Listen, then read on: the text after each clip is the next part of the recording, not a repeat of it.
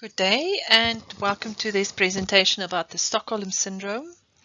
I am Dr. Amanda van der Westhuizen. I'm from the Department of Psychology at the University of Pretoria. By profession, I'm a counseling psychologist, but I'm also a researcher on trafficking in persons. And one aspect about this whole crime that captivates me is that the perplexing relationship dynamics between traffickers and their victims is so interesting. My doctorate has, for example, shown that this paradoxical complex relationship is at the core of growing and maintaining human trafficking activities in the Eastern Cape. So paradoxical relationship dynamics, as we find in trafficking in persons, also extends into other areas such as child abuse and domestic violence, and also some types of hostage situations. So in social sciences, there are currently many theories that attempt to explain paradoxical relationship dynamics in abusive relationships. We, for example, find it difficult to understand why an abused partner will constantly go back to the abusive relationship, or why a victim of crime repeatedly withdraws complaints against their abuser. Why does a kidnapped person not escape when faced with an opportunity? Why do they believe that the perpetrator really cares about them? Battered spouse syndrome, learned helplessness, captive bonding, traumatic entrapment, Stockholm Syndrome, and trauma bonding are some of the theories that are used to explain these perplexing behaviors by victims. In this narrated PowerPoint, I will look at how the Stockholm Syndrome theory conceptualizes paradoxical relationship between captors and captives. This is what we'll be covering in this narrated PowerPoint. I will show you 3 cases of Stockholm Syndrome and I will highlight some specific issues. We will quickly go through the current state of knowledge about Stockholm Syndrome, the characteristics of it, and then the conditions under which Stockholm Syndrome is likely to develop. So the theory we know as the Stockholm Syndrome was coined after events in Stockholm, Sweden in 1973. Jan-Erik Olsson, he was a convict on parole, took 3 female and 1 male employee of a bank hostage during a failed bank robbery. He then negotiated the release of a friend who was in prison to assist him in this hostage situation. The police allowed this friend, his name is Clark Olofsson, to be released from prison and join Jan-Erik in the bank. These 2 men then held the hostages captive for 6 days in one of the bank's vaults, but they eventually surrendered to the police. During the 6 days of captivity, some of the hostages befriended the robbers. For example, one of the hostages said afterwards that she felt safe with the robbers, but she was scared that the police was putting them all in danger by escalating the situation.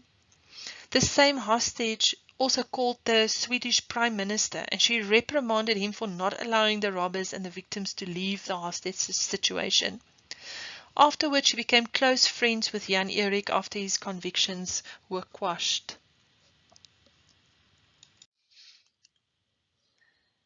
The second case of Stockholm Syndrome is that of Patty Hurst, and she became a victim that became a perpetrator.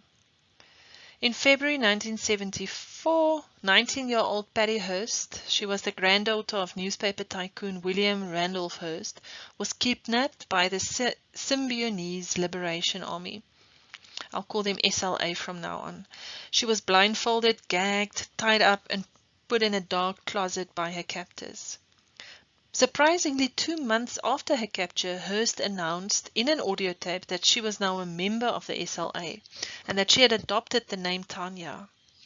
A few weeks later, she was seen holding a carbine in full view of a security camera as the SLA robbed a San Francisco bank. She also shouted and yelled threats at the people in the bank to control them. A month later, she was in a van outside a sporting goods shop while 2 of the SLA members tried to shoplift a shotgun shell bandolier. Hearst witnessed how the male was caught, by two store security and he was wrestled to the ground. But instead of walking or driving away, she also started firing her own carbine, thereby allowing the other two SLM members to escape. After she was caught, she was sentenced to 7 years in prison, but she served just under 2 years after being pardoned by President Carter. Hearst explained that even though she was treated badly by the SLA, she began to appreciate that she was still alive. She said, "I mean, once they don't kill you, you start to think they're nice. They get nicer every day that they don't kill you," is what she said.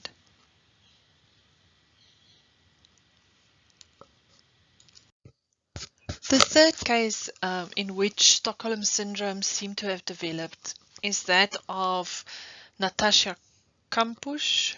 She was 10 years old when she was kidnapped on her way to school by 44-year-old Wolfgang Priklopil. He held her captive in a cellar under a garage for 8 years. In a tiny little space, and in this space she was emotionally, physically and sexually abused. For example, he starved her so that she wouldn't have the energy to run away, and her body mass index went down to 14.1. But he also took her on 13 day trips outside of this little space where he kept her. But she was too scared to run away or to speak to strangers that she encountered during those trips. At the same time, she seemed relaxed and happy when Priklopil's business partner met her when she was a little older. But finally, at the age of 18, Natasha escaped while Priklopil was distracted by a phone call. And hours later, he committed suicide by lying down on rail tracks, and he was beheaded when the train went over him. Natasha's first words to the public after they found out that she escaped this long period of captivity was that, "I mourn for him." She explained her relationship with Priklopil like this: "I find it very natural that you would adapt yourself to identify with your kidnapper, especially if you spend a great deal of time with that person. It's about empathy, communication. Looking for normality within the framework of a crime is not a syndrome. It is a survival strategy."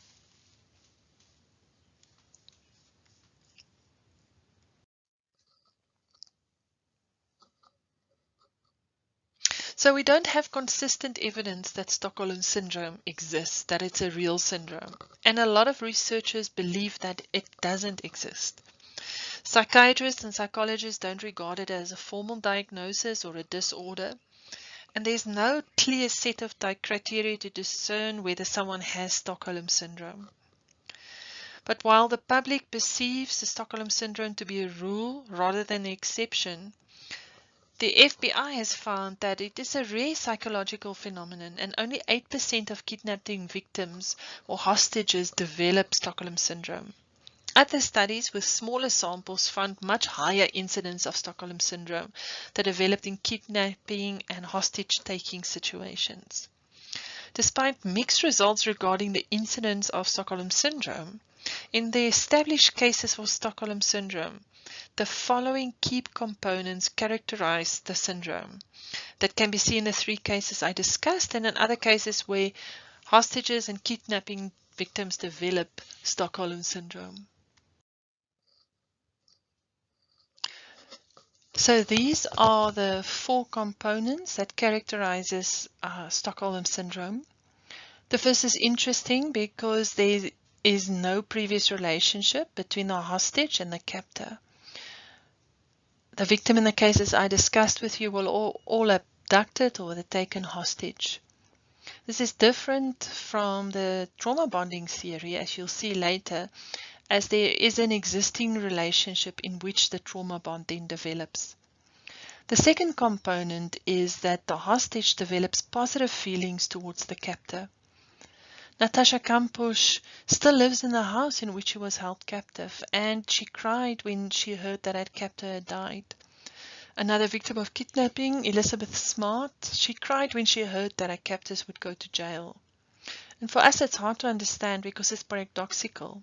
But in a later slide, I'll give a simple explanation of the psychological mechanism that explains this paradoxical phenomenon. The third component is that hostages refuse to cooperate with police forces and other government authorities. This means that they actually take the same attitude towards the authorities as their captors. For example, the hostages in the Stockholm bank robbery felt safer with their captors than with the police. Lastly, the hostage believe in the humanity of the captor because they cease to perceive the captor as a threat. And they start to develop the same values as the captor. Patty Hearst joined the SLA because she began to believe in the ideology of the liberation group. And she also bonded with others in this little group. Natasha Kampusch believed that as an adult, her captor knew best. And she remained with him because she believed that his values are her values. And even when she had the opportunities to escape, she did not.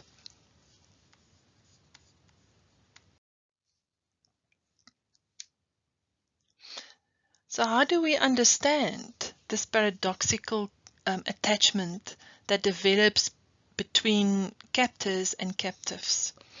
From a psychological and an evolutionary perspective, it is believed that Stockholm Syndrome arises as a result of evolutionary survival instincts. Hostages believe that to survive, they have to be kind to the perpetrator. This kindness, they hope, will result in mutual kindness from the perpetrator to them.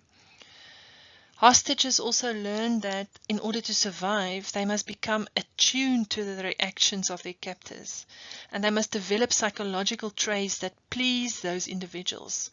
So they become dependent and they become compliant and they become good captives.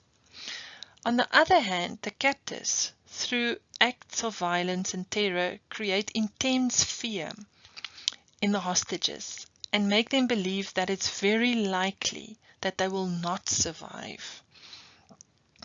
So in this situation of imminent violence and often other people get shot, the victim or the captive sees that the threat is clearly can be carried out. In this situation, when a captor appears merciful, when they perform acts of kindness or they fail to carry out their threats, victims perceive the captor as kind. For example, in one hostage case, a victim perceived the threat of a captor that he will be kind by only shooting her in her leg as an act of kindness. In a hostage situation in Moscow, the victims perceived that they were given food and given water by the captors, and they perceived that as a kindness. Patty Hearst said, once they don't kill you, you start to think they're nice. They get nicer every day that they don't kill you. So what we don't perceive as a mercy in a situation of intense stress and imminent death, the lack of violence or small kindnesses are perceived as mercy. Hostages then become to believe that their positive attachment to the captor is a successful survival strategy, as the captor is showing perceived kindnesses to them. They also develop empathy for the position of the captor and the reasons that captors are doing what they are doing. So victims or captives start feeling positive feelings for the captor. They bond with the humanity, the supposedly kind side of the captor, thereby adopting the values of the captor. They value what their captor value. In a situation of threat, violence and terror, this way of reasoning seems logical to the hostage, as it seems to aid their survival. But then the question is, why do only 8% of kidnapping victims develop Stockholm Syndrome?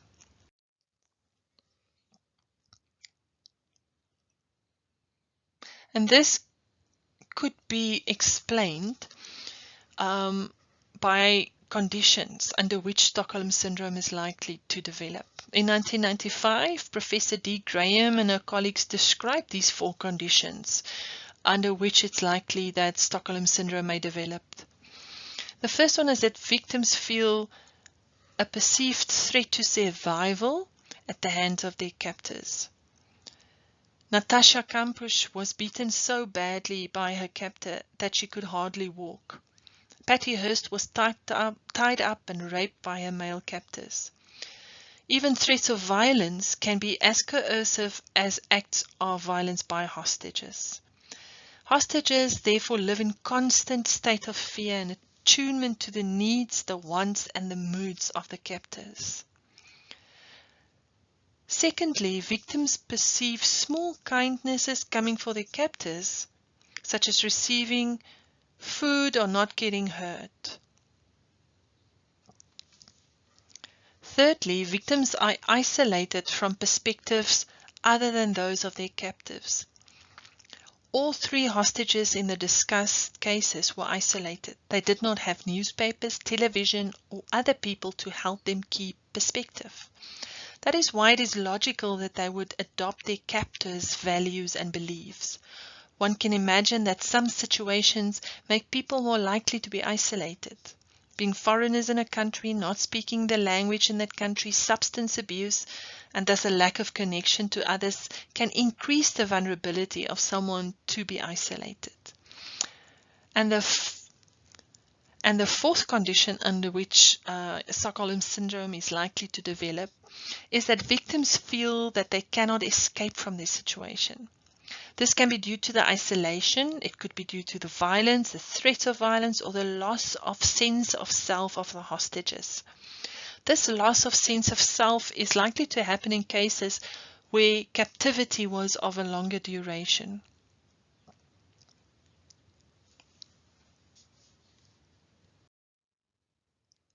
So what is the value of understanding the Stockholm Syndrome theory? In my opinion, the value lies in understanding why then victims are hostile towards the people who want to rescue them. And I put the rescue in inverted commas. It also explains why living in constant terror can trigger a survivor instinct in which captives will attach and bond with the kind human side of their terrifying captors. To remain non-threatening to their captors, they are compliant, they are submissive and kind to the captives. They believe that danger to their captives also means danger for them, because the captors are kind and human and have reasons for doing what they are doing. Captives are empathetic to their captors. Even if we, from the outside, can see the depravity and the cruelty of the captives, from inside the terror-kindness bubble, the captives have to believe that their captors are kind, and that is for their own survival. They even become perpetrators if they connect and identify enough with their captors. If we ask questions about the conditions in which victims of trafficking were kept, and we compare these conditions to the characteristics of Stockholm Syndrome and the 4 conditions under which it develops, it can help us to identify potential victims. It can help us to certify victims of trafficking. Understanding of this phenomenon can also aid psychological recovery. I also believe that it can aid prosecution if the right questions are asked of the victim.